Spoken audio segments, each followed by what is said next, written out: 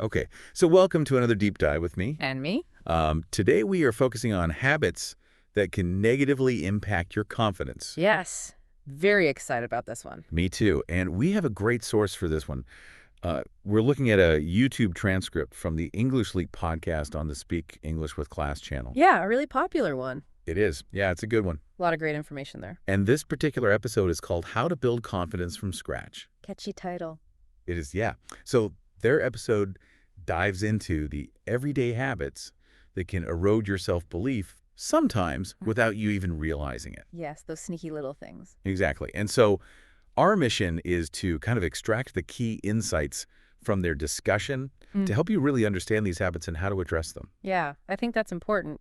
Sometimes we don't realize how these little habits are really affecting us. Yeah, exactly. And so hopefully through this deep dive, we can figure that out. Yeah, I'm looking forward to it. Me too. So the discussion actually features two hosts named Evan and Aaron, and they explore various subtle and overt habits that can undermine self-confidence in everyday life. And they're really good at using personal anecdotes and examples to illustrate their points. Yeah, and that's what makes it so relatable. Yeah, exactly. Yeah. So we also have the added bonus of a vocabulary and phrase breakdown by someone named Charlotte in the transcript, which we'll sprinkle in as we go. Okay, great. So should we just jump right in? Let's do it. I think so. So Evan and Aaron really kick things off by emphasizing how easily your confidence can be undermined, not by like these massive failures necessarily, but just those consistent little things we do over and over again. Yeah, like death by 1,000 cuts. Exactly. And the first area they zoom in on is something that I know I have personally struggled with, and I'm sure many of our listeners have to. Yeah. And that is worrying about what other people think. Oh, yeah, that one's a biggie. It is. And it can be so debilitating. It really can. And what's interesting is how Evan and Aaron bring this to life with these really relatable scenarios. Yeah, totally. Like, for example, Aaron shares a moment in a meeting where he had an idea, but he hesitated to voice it because he was worried about being judged. Ooh, I've been there. Right. And then guess what? Someone else said the exact same thing and got all the credit. Oof, the worst. It is. And it's that feeling of regret that really, I think, hits home for a lot of people. Yeah, you're like, oh, I should have just said it. Exactly. And the real insight here is that constantly seeking external validation will always leave you feeling insecure because your sense of self-worth becomes dependent on something you can't fully control. So true, because you're always at the mercy of other people's opinions, which Yeah. are constantly changing. Exactly. And it's exhausting, too. Oh, yeah, definitely. It takes me back to high school, trying so hard to fit in, and I'm sure many of you can relate to this. Yeah, those awkward teenage years. Exactly. Both Aaron and Evan even admit to, like, changing their behavior and interests just to be accepted. I did that, too. Oh, yeah. What did you do? I pretended to like heavy metal music, even though I secretly preferred pop. Oh, that's funny. Aaron actually talks about pretending to be a rugby fan. Oh, wow. That's even worse. I know, right? Like, come on. man. But, it's funny now, but it really shows how much energy we can waste trying to be someone we're not just for approval. It's so true. And if we think about that in a broader sense, that constant need to please others is really distracting you from understanding and valuing your own genuine beliefs and desires. Yeah, you're so busy trying to figure out what other people want that you forget about yourself. Exactly. And as Evan and Aaron touch on in the podcast, you can end up living a life that isn't truly yours, which inevitably breeds insecurity. Right, because you're not living authentically. Exactly. So a crucial takeaway here is the importance of identifying your own internal compass, like what truly matters to you. And how do you do that? Well, that's where some self-reflection comes in. I think sometimes journaling can be really helpful for that. Yeah, I like that idea. Yeah, just taking some time to really think about your values and what's important to you. And Evan and Aaron even recommend, like, literally writing those things down. Oh, that's a great idea. Yeah, and it's a good reminder that trying to please everyone is a losing game because it's simply impossible. It is. You can't make everyone happy all the time. You can't. And so this all really gets to the heart of authenticity. Like when your actions align with what you genuinely believe in, it builds a much stronger sense of self from the inside out. So living authentically isn't just about being true to yourself. It's a powerful foundation for lasting confidence. That's a great way to put it. Yeah. So let's move on to another subtle but significant confidence killer that Evan and Aaron talk about, and that is negative thinking. That relentless inner critic. Oh, yeah. We all have that voice in our head sometimes. Oh, yeah, It constantly. can be so mean. So what's interesting, though, is that both Evan and Aaron share personal stories of actually shifting their negative thought patterns, Yeah. which gives me hope. Yeah, me too, because it shows it's possible. It does. So For example, Evan talks about his experience with learning guitar, something he initially thought he would never be able to do. I know, right? But he actually did learn to play the guitar, and he talks about how he had to challenge those initial I can't feelings and actually change his mindset. So that's inspiring. It is, and the crucial first step is becoming aware of those negative thoughts as they pop up. Just noticing them without judgment. Yeah, I think that's key, becoming more mindful of our thoughts. Exactly, and it doesn't just stop at noticing them. Right. You have to Yeah. actually do something with those thoughts. Yeah, what do you do? Well, Evan and Aaron talk about consciously choosing to replace those negative self-statements with positive ones, what they call positive affirmations. Like instead of saying, I'm so bad at this, you say, I'm learning and I'm getting better. Exactly. Yeah. And Evan's journey with public speaking is another great example. He used to be terrified of it, but he actually used positive self-talk to improve his skills and his confidence. That's amazing. It is, and it really shows how powerful this shift in internal dialogue can be. But it's probably not easy. It's not. It takes time and effort and patience, Mhm. but the rewards are worth it. Yeah, I think it's about retraining your brain to think more positively. Exactly. So let's shift gears a bit and talk about something that's become a huge part of our lives in the digital age, and that is social media comparisons. Oh, that's a tough one. It is because we're constantly bombarded with these curated versions of other people's lives. Yeah, it's all about the highlight reel. Exactly. The perfect vacations, the perfect bodies, the seemingly flawless lives. And it's easy to fall into the trap of comparing ourselves to those images. Yeah, and feeling inadequate. Exactly. What's fascinating is that Evan actually shares a quick story about spending an entire hour trying to get the perfect photo of his breakfast for Instagram. Seriously, an hour for breakfast. I know, right? And it just shows the huge gap between what's presented online and the often messy truth behind it. Like behind the scenes, there's probably a sink full of dirty dishes. Probably, and a very hangry Evan. Yeah, exactly. So the key here is to remember that social media rarely, if ever, shows the full picture. It's all smoke and mirrors. Basically, and everyone, no matter how perfect their feed looks, experiences challenges and struggles that they often don't share online. Yeah, everyone has bad days.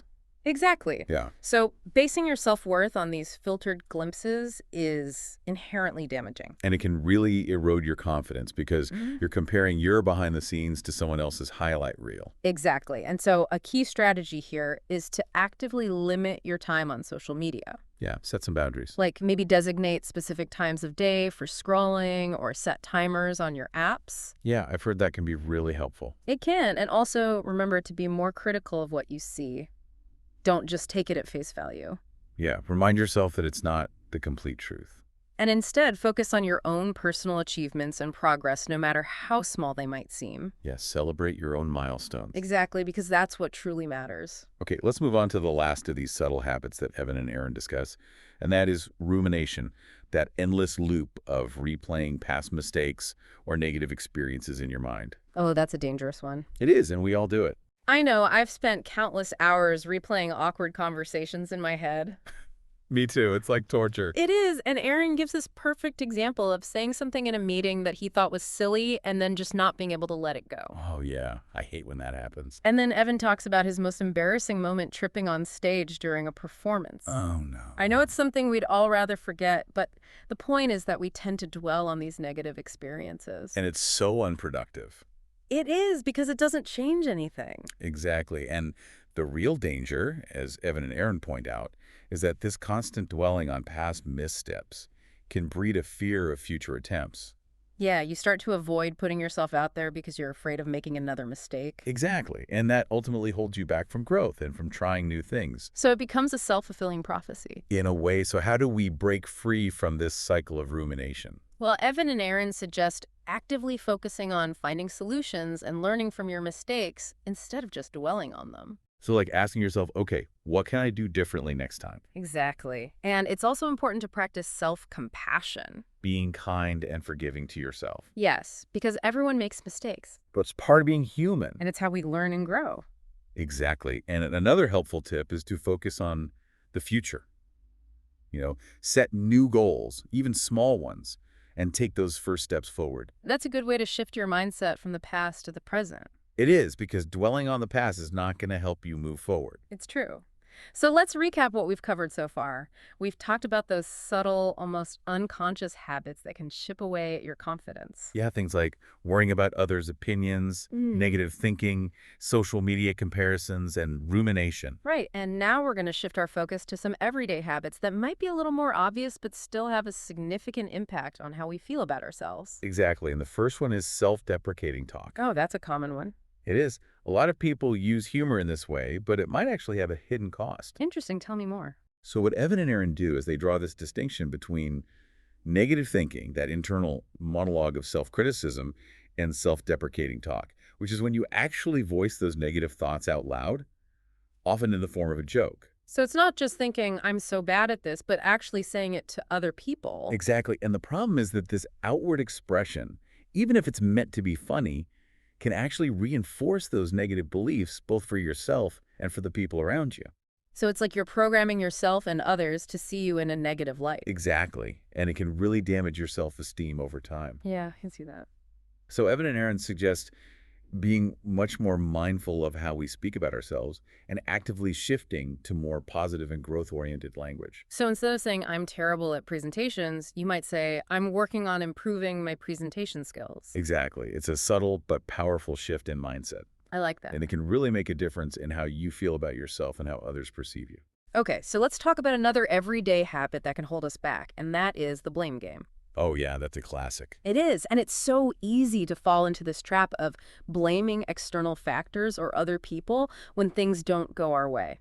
It's like her default mode sometimes. Right, but what Evan and Aaron emphasize is that while external factors can certainly play a role, consistently blaming others prevents us from taking responsibility for our own actions. And that lack of ownership ultimately hinders our personal growth and erodes our confidence because we feel like we're at the mercy of external forces. Right, it's like giving away your power. Exactly. And the key here is to recognize that taking ownership is actually empowering It is, because it means you have the ability to learn and grow from your experiences. and make changes. Exactly. So instead of blaming traffic for being late to a meeting, you could reflect on what you could have done differently to manage your time better. Right. And that's a great example of the strategy that Evan and Aaron suggest, which is to ask yourself, what could I have done differently? It's a simple question, but it shifts your focus from blame to learning. And that can be really empowering. Absolutely, and it's a much more constructive approach. Okay. The final everyday habit that Evan and Aaron discuss is setting low expectations. Interesting.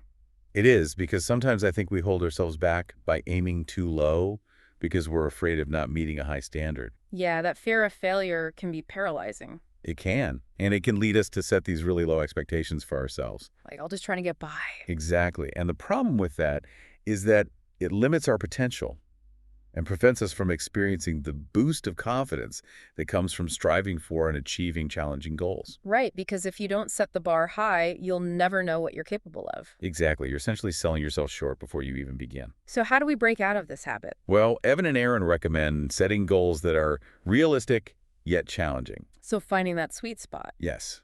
Targets that push you slightly outside your comfort zone, but are still achievable with effort. I like that. Yeah.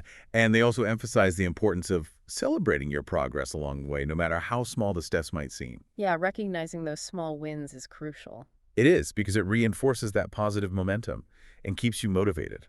Okay, before we wrap things up, I want to mention that the transcript we're looking at includes this really helpful section where Charlotte breaks down some of the key vocabulary and phrases that come up in Evan and Aaron's discussion. Oh, yeah, that's a great resource for our listeners. It is, especially for those who are learning English as a second language. So let's just touch on a few of those definitions to make sure we're all on the same page. Okay, great. So Charlotte starts by defining confidence simply as a belief in yourself and your abilities. That's a good starting point. It is. And then she clarifies habits as those regular actions that we often perform without conscious thought. Right, those automatic behaviors. Exactly.